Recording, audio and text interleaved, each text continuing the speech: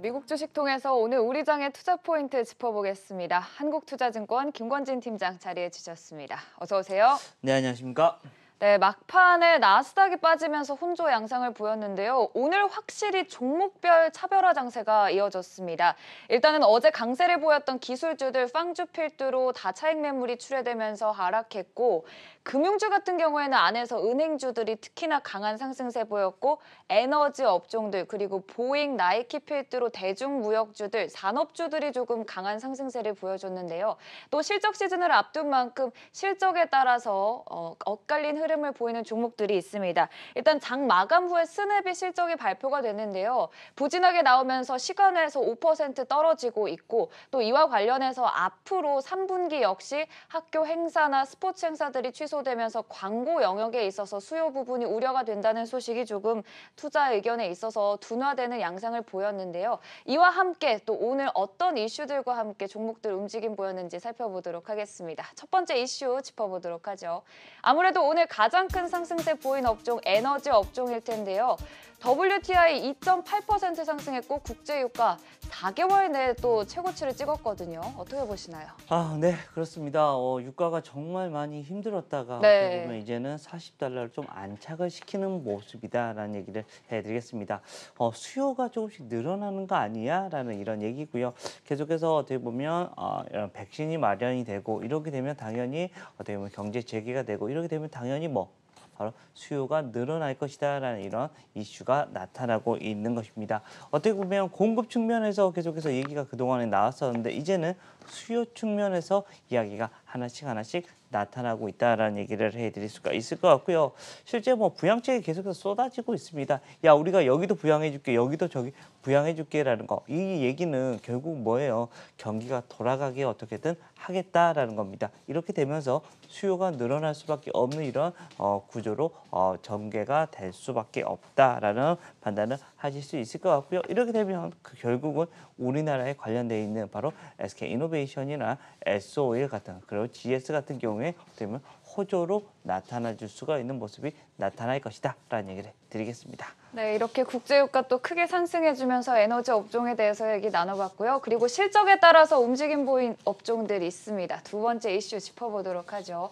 텍사스 인스트루먼트 실적 발표했습니다. EPS, 매출 모두 예상치를 상회했는데요. 일단은 오늘 시장에서는 약보합권에서 마무리를 했는데 실적이 발표되고 지금 시간외에서 1% 정도 상승하고 있다는 점 짚어드리고요. 장중에는 사실 52주 신고가를 기록을 하기도 했는데 찍고 바로 떨어지면서 지금은 조금 부진한 모습인데 어찌됐든 오늘 반도체주들은 전반적으로 약보합권에서 움직임을 보였는데 오늘 우리 시장은 어떻게 보시나요? 네, 그렇습니다. 전체적인 이런 흐름 자체는 그렇습니다. 실적은 좋았고 앞으로도 좋을 거야라는 이런 얘기가 나왔긴 했습니다. 하지만 지금 현재 필라델피아 반도체 지수도 주가에 대한 흐름이 좀 좋지 않고 이런 모습이 나타나다 보니까 우리나라 시장에도 오늘은 그렇게 썩 좋은 모습은 나오지 않을 거다. 어떻게 보면 어제랑 전혀 다른 모습이죠. 실제 어제는 이쪽 분야가 가장 좋았던 모습이었는데 오늘은 정반대의 흐름이었다라는 거 안내해드리겠습니다. 어떻게 보면 이쪽이 올라가면 이쪽이 내려오고 이쪽이 올라가면 내려가고 이게 계속해서 핑퐁을 계속해서 돌아가고 있는 모습인 것 같습니다. 하루는 언택트나 하루는 산업재나 이런 식으로 돌아가는 모습이 계속해서 지속이 되고 있는 모습인 것 같고요.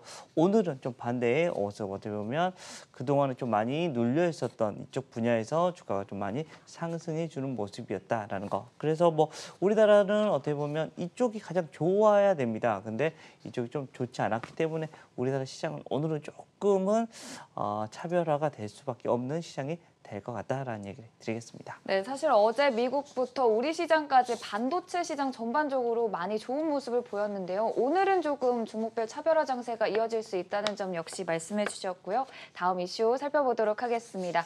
또 오늘 실적 발표된 기업이죠. 코카콜라 양호한 실적 기록했습니다.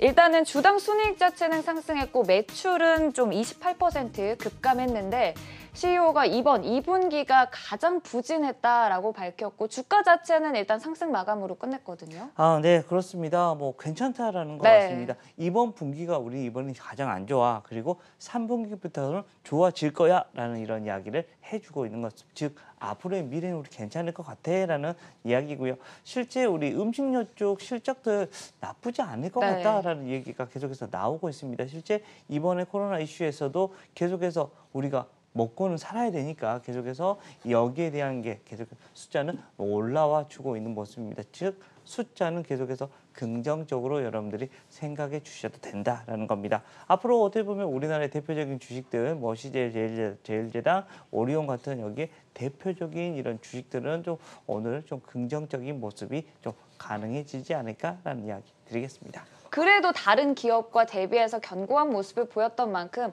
또 2분기가 가장 부진했지만 앞으로의 수요 회복에 대한 얘기까지 나눠보면서 코카콜라 얘기 나눠봤습니다. 자, 그리고 마지막으로 오늘장 관심주를 다뤄보도록 할 텐데요. 또 우리 팀장님이 좋아하시는 업종 중 하나인데 5G 관련 종목을 들고 오셨어요. 어떤 네, 종목인가요? 그렇습니다. 오늘 종목 바로 이 KMW입니다. 네. 5G의 어떻게 보면 대장이다라고 그렇죠. 이야기를 할 수 있죠. 가장 먼저 5G를 본다면 KMW를 보자라는 이야기 다시 한번 해드리겠고요. 제가 전기차랑 5G를 계속해서 얘기를 해드리고 있습니다. 근데 이거는 이런 코로나 이슈하고도 전혀 상관없이 계속해서 움직여줄 수 있는 종목이기 때문에 계속해서 여러분들께 안내를 해드리고 있는 겁니다.